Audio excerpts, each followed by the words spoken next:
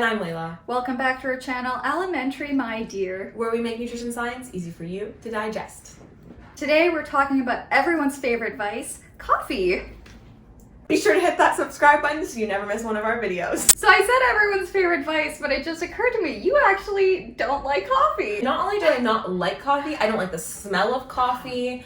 I don't like the taste of coffee. Even people that don't like drinking coffee enjoy the smell. Something's off for me. Like even my roommate, like he'll make his coffee in his little French press and leave it in the sink, and I'm like, I'll be doing my dishes, I can smell it. I'm like, Max, you need to come clean this up because I can't. To be fair, I only got into coffee like in my mid-20s, and up until that point, you know, like people that drink coffee are like, oh, don't even talk to me until I've had my first cup. I can't do anything until I've had my first cup of coffee. And I'd hear that like in my late teens and early 20s, and I'd be like, okay, you kind of sound crazy. Like, I don't want to be that dependent on like a substance. That sounds like, yes, a drug addiction. Like, yeah, and I was like, I'm never gonna drink coffee. What matters is getting good night's sleep.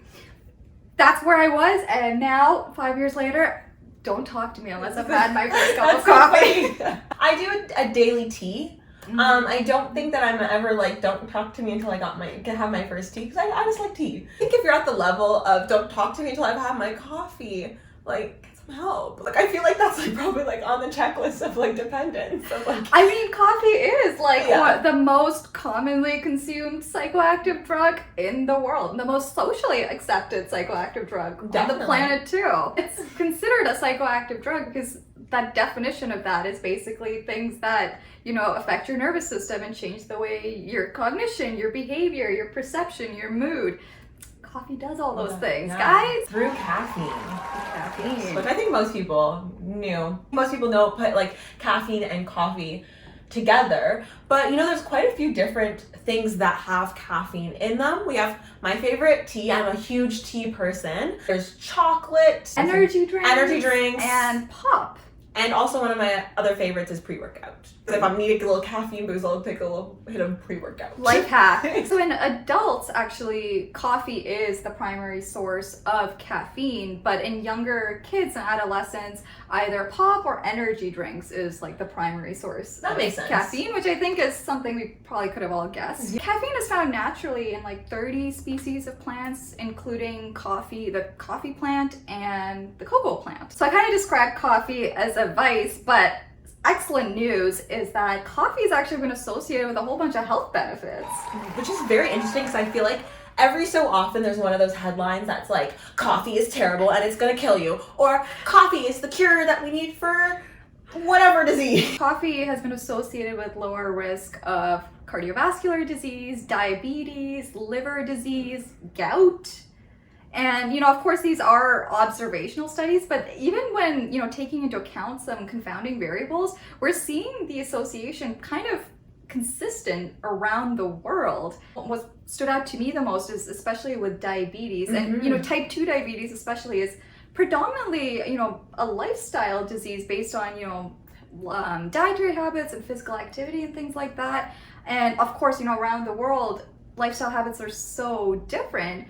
But with coffee intake, we are seeing consistently lower risk of developing type 2 diabetes. And that is not to say that if you drink a daily coffee, you're not gonna get diabetes. Again, these are observational, and it's like X amount of people got diabetes and they had a certain amount of coffee, and X amount of people got diabetes and they drank less coffee. And so it's kind of just like looking at things, the trend that we're seeing. So. But I think with diabetes, what's more compelling is that we actually see a dose-dependent effect, which means basically the more coffee you drink, the less the risk of developing diabetes. Again, it still doesn't mean that it's causal. We still don't know that. It's just very compelling, is all. That's a win for coffee. And you know, within coffee, like there are so many different compounds, and really like it's kind of like an extract, like you're putting water through these beans, and they have all kinds of like antioxidants in them and all kinds of things like that. Word of caution as well is,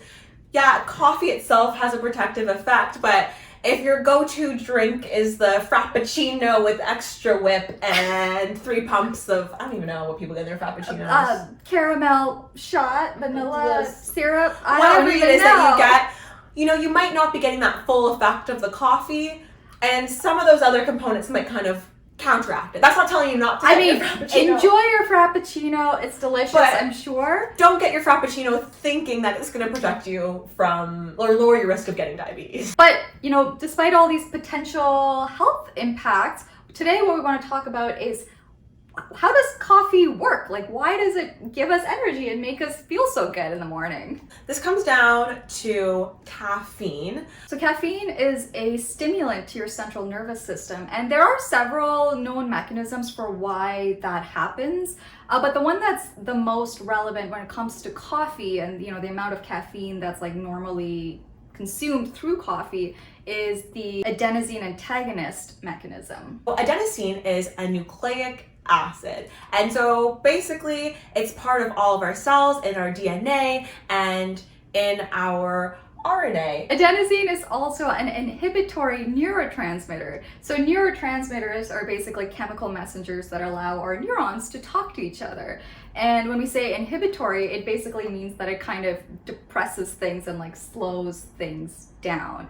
And adenosine is pretty cool because it has two types of receptors that caffeine kind of gets involved with. So one of the receptors is the A1 receptor, and when adenosine binds to the A1 receptor, what it does is it makes you feel tired. The other type is the A2A receptor, and basically when adenosine binds to that receptor, it stops the release of dopamine, which is a feel-good neurotransmitter in your brain. So if adenosine is binding to it and you're not producing dopamine, you kind of feel a little less good than you would if you had the dopamine. Yeah, I think that's something we can probably all relate to, right? When adenosine is like all up in your brain, you feel tired, and that probably feel a little grumpy you too. get a little cranky. I feel like that's why you get cranky when you're tired. Exactly. Adenosine tends to build up throughout the day. Mm-hmm. So when you go to sleep and you wake up, kind of all the adenosine kind of gets metabolized overnight. So theoretically, you should wake up feeling refreshed and energized. I don't know if that's anyone else's actual reality. And then as the day progresses, your body produces more and more adenosine, and by the end of the night, you're like ready to hit the hay. So when you drink coffee, it goes into your digestive system and then is taken up into your bloodstream, and it can cross into the blood-brain barrier and get to your brain. Once it gets there, it kind of basically fights off adenosine, and it goes and like chills out in the adenosine receptors. So the A1 receptors and the A2A receptors, the caffeine kind of goes and chills out there, but it doesn't actually have the same impact that adenosine does. What it just pretty much just like stops adenosine from getting in there. Yeah. And basically that's what makes us feel less tired after drinking coffee. And then by stopping the A2A receptors as well, that means that it can allow dopamine to kind of do its thing and make you feel good as well. As anyone who's drank coffee before knows, the effects don't last forever. You don't drink one cup of coffee and permanently have that. Oh, could you imagine? Unfortunately, the caffeine is metabolized out in about 3 to 10 hours. I know, some people cannot drink coffee past like 2 p.m. or they're never gonna sleep. 3 to 10 hours, that's such a wide range because everyone's bodies are a little bit different. So some people are like slow metabolizers of caffeine and some are fast metabolizers. And there's been a lot of research into that recently about like fast caffeine metabolizers and slow caffeine metabolizers. And I know there's like certain genes that they've isolated. I'm not sure exactly what they are, but certain genes they've isolated. They're like, you are a slow metabolizer of caffeine and you are a fast one. And they found like very interesting effects in terms of how caffeine affects sports performance based on how fast of a metabolizer you are.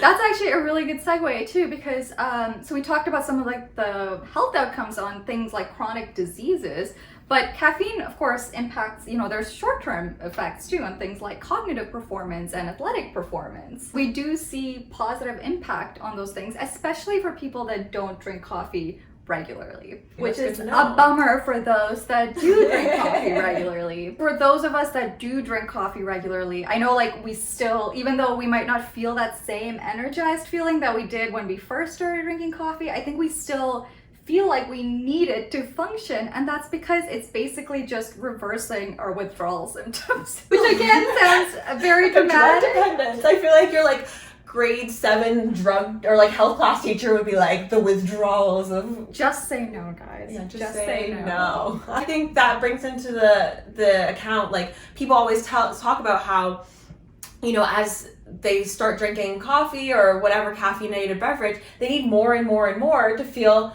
the same effects. And that's actually because your brain creates more binding sites as or like for adenosine as a response to drinking caffeine. Your body's basically like, hey, this random invader keeps coming and blocking our adenosine receptors. We better make more. That's why, you know, if you've been drinking coffee for a little while, that one cup might not cut do it for you. And you know, I have some friends who are trying to cut back on their coffee and they're like, it's so hard. And I'm like, oh goodness. And that means that they probably have even more of those receptors, the adenosine receptors, and they're trying to block the bigger amount of adenosine receptors with like fewer caffeine molecules in there. That's not to say that you should just keep increasing your intake of coffee like unlimitedly over time. Take what you want. There are some guidelines though. There are some guidelines. Health Canada recommends just the normal average healthy adult to drink no more than 400 milligrams of caffeine per day, and that works out to about 3 cups of coffee per day. And for pregnant women, that's a little bit lower at 300 milligrams per day of caffeine, which is about 2 cups of coffee. So should we hit up Starbucks now? Let's go. Be sure to like, comment, and subscribe. Hit that notification bell so you never miss one of our videos, and follow us on our Instagram and our TikTok. Thank you for watching. Bye.